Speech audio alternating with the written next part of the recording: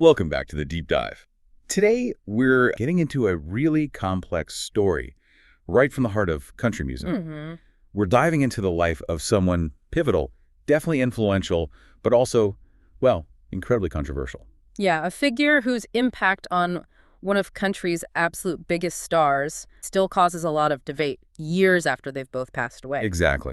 We are talking about George Ritchie, born George Baker Richardson. That's the one. A really prominent American songwriter, record producer, musician.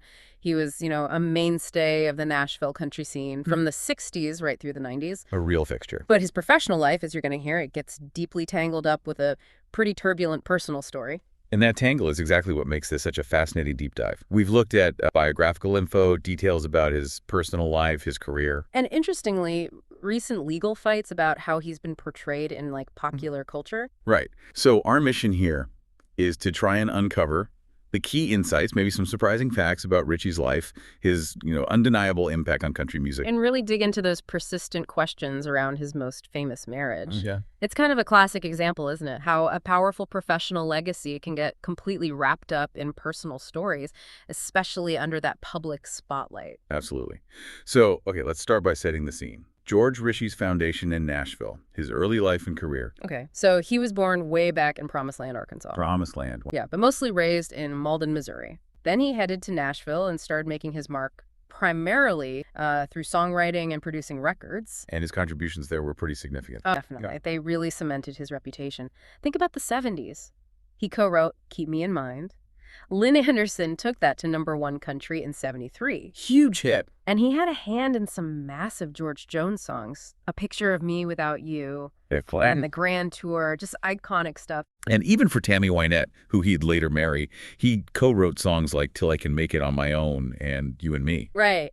But it wasn't just songwriting. He was also, a sought-after session musician, played for big names, Marty Robbins, Rainbow Star, okay. Yeah, even Lefty Frizzell. So he was in the mix, playing on records. And what about that TV show role? Yeah. Hee Haw, wildly popular show. He was the musical director there from 1970 to 1977. So he wasn't just behind the scenes in the studio. Not at all. It shows how pervasive his presence was. Deep roots all across the country music landscape at that time. Okay, so he's established, deeply embedded. That's the professional side early on. What about his personal life before Tammy Wynette? Right. He'd been married twice before her. First to Dorothy Ann Tippett. That was from 1953 to 1969. They had 2 kids together, Kelly and Deidre. Okay. Then in 1974, he married Sheila Hall. And that marriage wasn't that long? No, pretty brief. And it ended, well, controversially.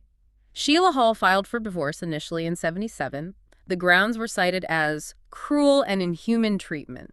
She actually withdrew that first filing, but then filed again in October of that same year. And why the second time? That was specifically after she found out Ritchie was having an affair with Tammy Wynette. Okay, so that leads us right into the next and probably most talked about chapter of his life. The marriage to Tammy Wynette and all the questions that still hang around it. Married on July 8th. And this wasn't just, I do. It fundamentally changed Wynette's world, personally and professionally. Ritchie basically stepped into every key role.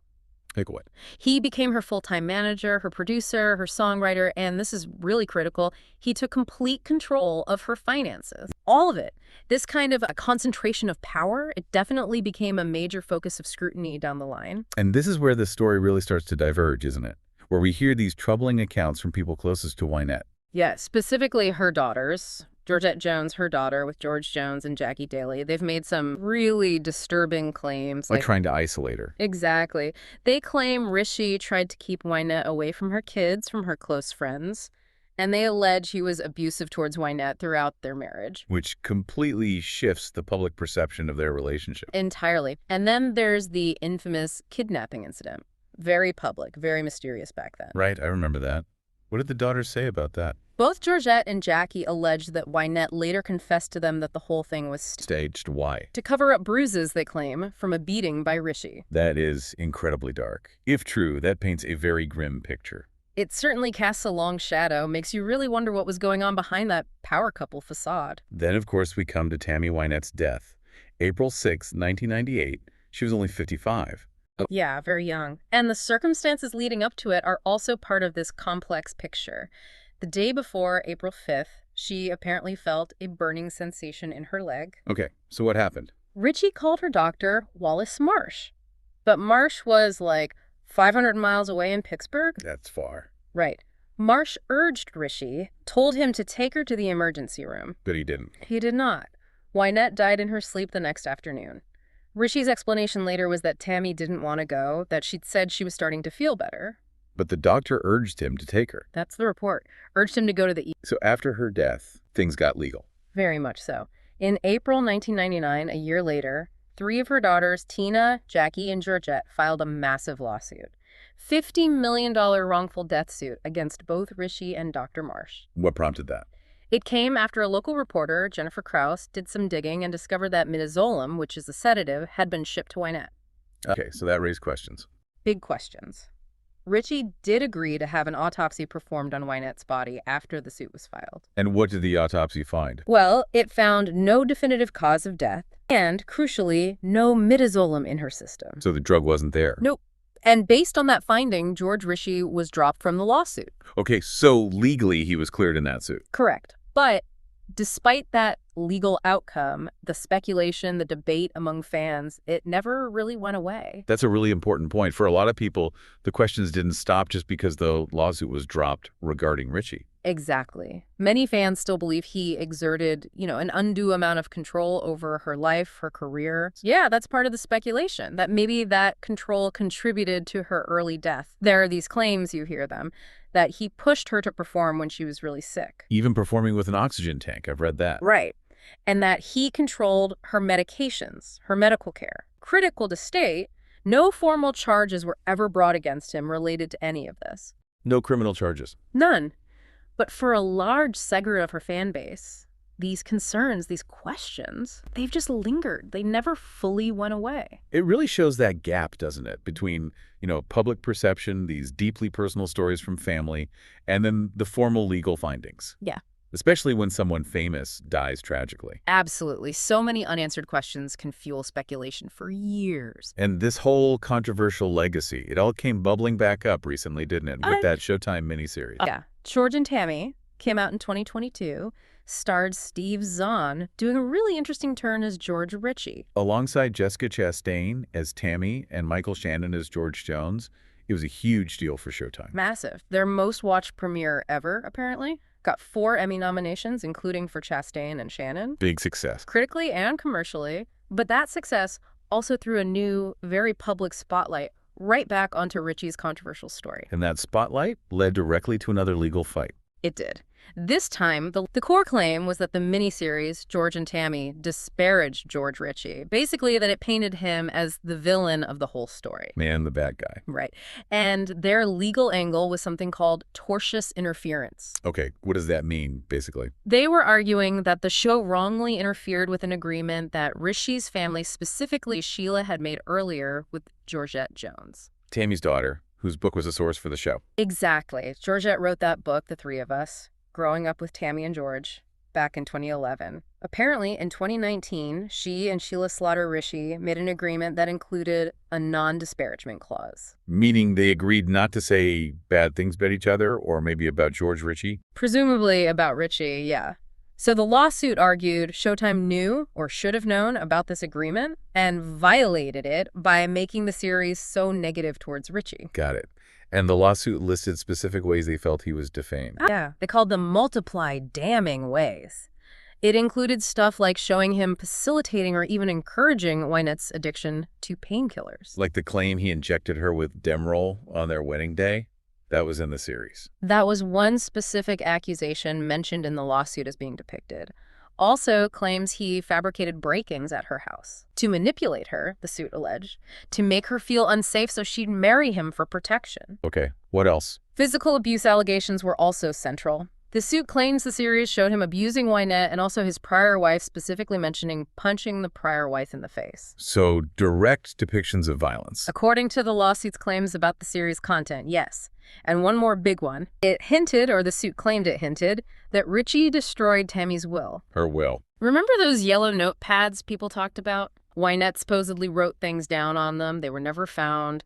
The suit suggested the series implied Richie got rid of them so he'd inherit the bulk of her estate. These are incredibly serious points, definitely central to how he is portrayed. Absolutely.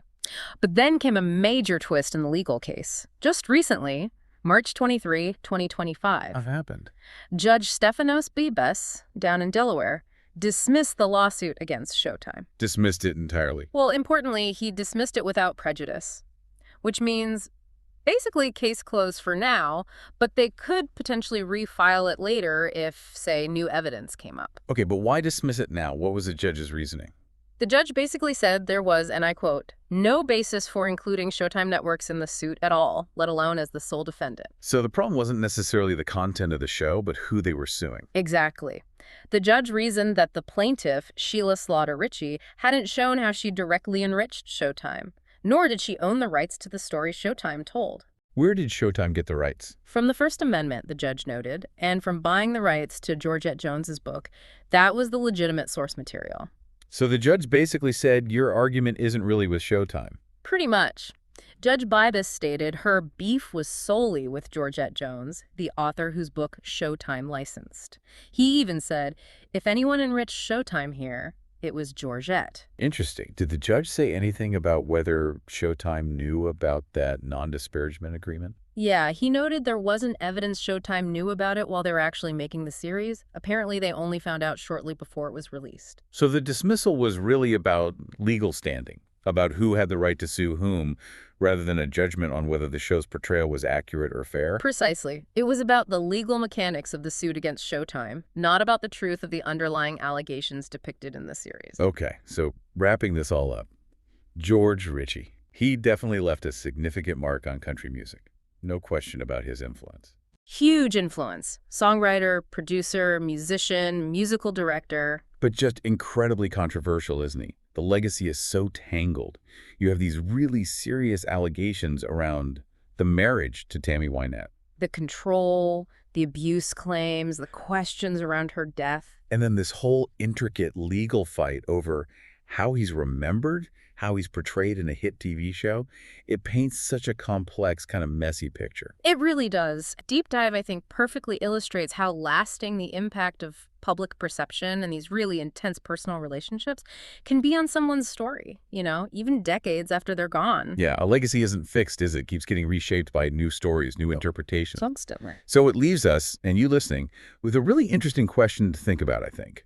Given that the lawsuit against Showtime was dismissed on legal grounds, not because the claims were proven true or false, and considering the fan speculation persists, how do you, when you're taking in information, whether it's news or entertainment like that miniseries, how do you weigh those public allegations, those artistic portrayals, against the legal outcomes or official reports, especially when you're trying to grasp the full story of these really complex, often contradictory lives? Yeah, where do you land when the official record says one thing, but personal accounts and artistic interpretations suggest something else entirely? So